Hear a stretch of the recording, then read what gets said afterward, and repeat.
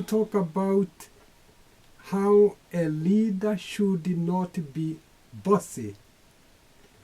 That is, bossy mean ordering someone without any respect. And in the previous chapter, we talked about a matriarch who was bossy, always ordering her husband in the presence of the guest. And I had a blessing of taking this lady with me to a conference in Kinshasa, Zaire. And at the airport, we were met by a bishop who came to take us to where the conference was. And as he was driving, our matriarch shouted to him and said, "Slow down!" And the bishop, who did not want to be commanded by a woman, she said, "This is Dr. Meg driving."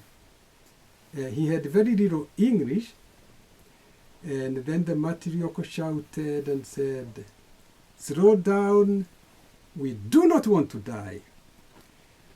And then he answered, "This is Professor Dr. Meg Bishop driving. Die, go heaven." And then he drove decisively and aggressively, and he was able to take us safely where he was taking us. So when you are bossy, you really intimidate or you hurt that person who is very dear to you. And so we have to learn how to lead gently, and we are going to follow the footsteps of Jesus Christ in his leadership. At one time, Jesus told his disciples, "I am not going to call you, I'm going to call you friends." And he said that after he had washed their feet.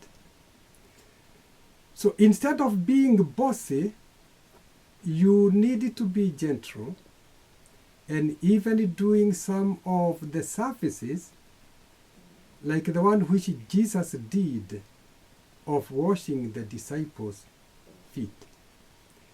And if you do that, your partner will be encouraged, she will respect you, or he will respect you. But when you become bossy, you are also training your children to be bossy. So let us follow the footsteps of Jesus Christ in leadership, and that is servant leadership.